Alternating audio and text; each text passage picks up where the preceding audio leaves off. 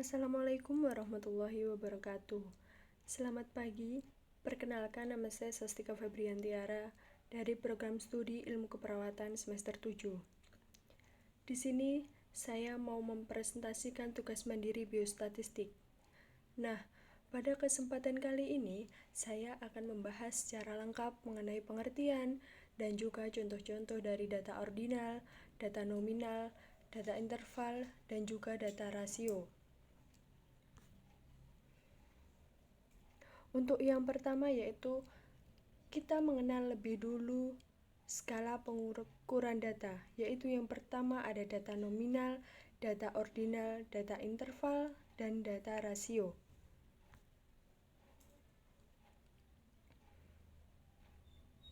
Untuk yang pertama yaitu data nominal. Apa sih yang disebut data nominal? Data nominal ialah ukuran paling sederhana di mana angka yang diberikan terhadap objek memiliki arti sebagai label saja dan tidak menunjukkan tingkatan apapun. Data dengan jenis nominal ini bertujuan untuk membedakan data pada kelompok yang bersifat kualitatif.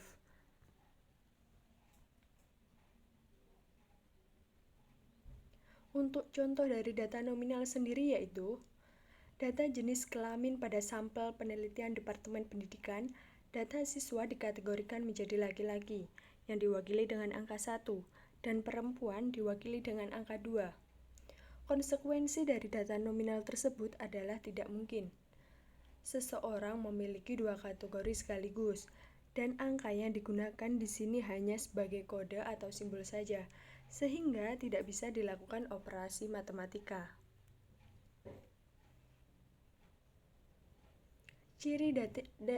Ciri dari data nominal sendiri yaitu yang pertama, tidak dapat dilakukan operasi matematika atau dikali, dijumlah, dikurangi, atau dibagi. Misal, tidak mungkin 3 dikurangi 2 sama dengan 1, atau wira swasta dikurangi pegawai swasta sama dengan pegawai negeri. Yang kedua yaitu posisi data setara.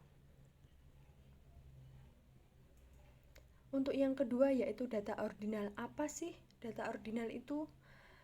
Data ordinal adalah data yang didapatkan dengan cara klasifikasi atau kategorisasi.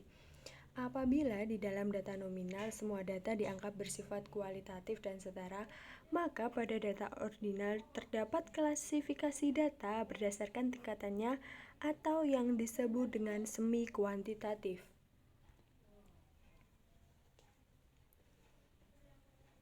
Untuk contoh dari data ordinal sendiri yaitu pada sebuah survei terdapat hasil bahwa pelajar di Jawa Barat 67% mengaku pernah mengalami seks pranikah, sedangkan pelajar di Jawa Timur hampir 84% pernah mengalami seks pranikah.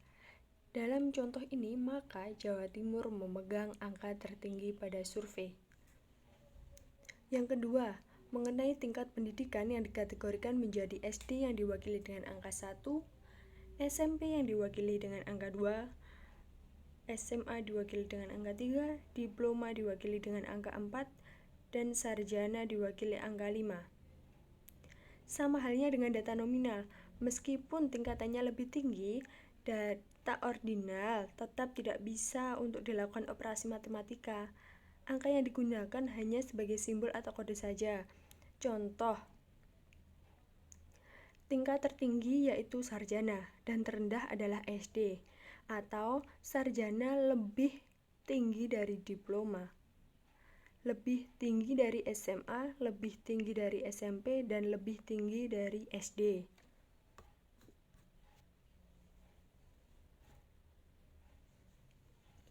Untuk ciri dari data ordinal yaitu yang pertama, tidak dapat dilakukan operasi matematika. Tidak mungkin 2 ditambah 3 sama dengan 5, yang berarti sangat puas ditambah puas sama dengan cukup puas. Yang kedua yaitu posisi tidak setara.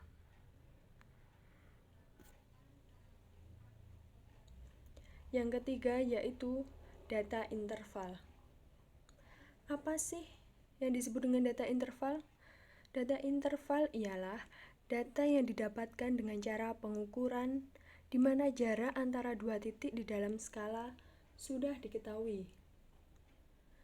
Berbeda dengan data skala ordinal yang telah kita bahas di atas, yang dimana jarak antara dua titik tidak diperhatikan, atau misal jarak antara puas dan tidak puas yang sebenarnya menyangkut perasaan orang saja.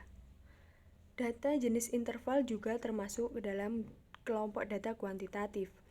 Di dalam ilmu statistika, data interval memiliki tingkat pengukuran yang lebih tinggi dibandingkan dengan data nominal ataupun data ordinal.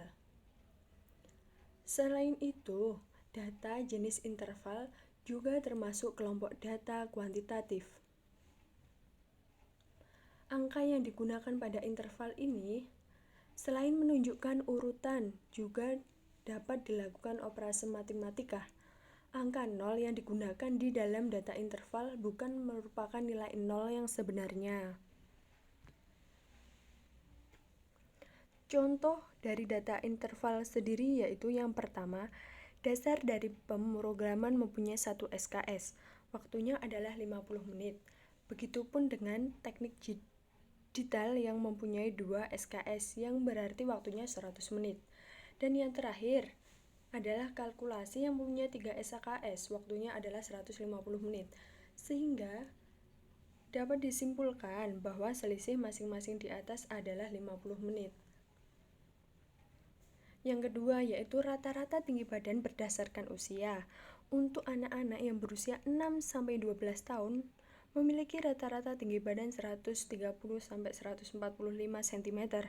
Untuk remaja yang berusia 13 tahun sampai 18 tahun memiliki rata-rata tinggi badan 146-160 cm.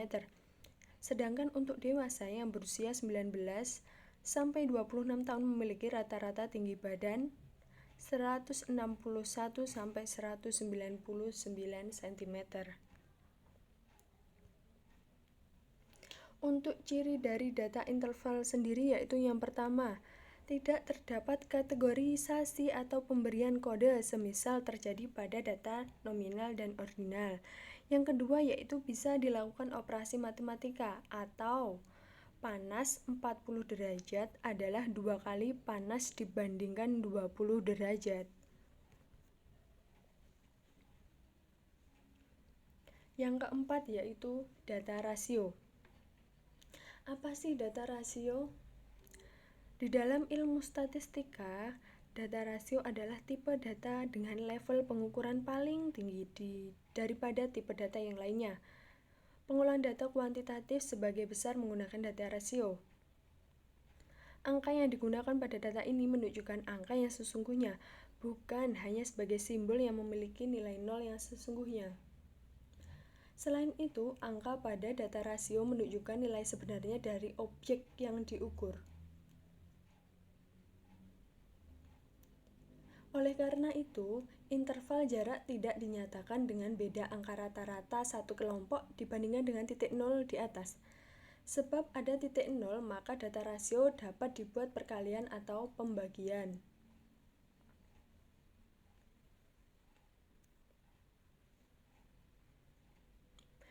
Contoh data rasio sendiri yaitu yang pertama, tinggi badan dari setiap data yang dikumpulkan apabila dilihat dari skala rasio Adi lebih tinggi 10 cm daripada Denny, dan Denny lebih tinggi 10 cm daripada Doni, dan Doni paling pendek di antara Adi dan Denny. Untuk yang kedua yaitu berat bayi di mana bayi A beratnya 3, B adalah 2, dan C adalah 1. Jika dilihat menggunakan skala rasio, berat badan bayi A 3 kali lipat dari berat badan C. Berat badan B 2 kali lipat dari badan C. Ciri data rasio. Untuk yang pertama yaitu tidak ada kategorisasi maupun pemberian kode. Yang kedua yaitu dapat dilakukan operasi matematika. Contoh, 100 cm ditambah 35 cm sama dengan 135 cm. Atau 10 apel ditambah 2 apel sama dengan 12 apel.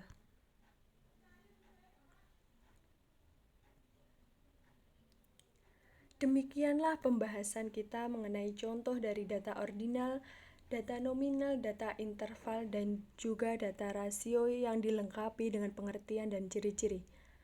Semoga dengan adanya pembahasan tersebut dapat membantu dan memudahkan dalam memahami pengertian data-data tersebut. Akhir kata, semoga pembahasan tersebut dapat bermanfaat. Sekian dan terima kasih.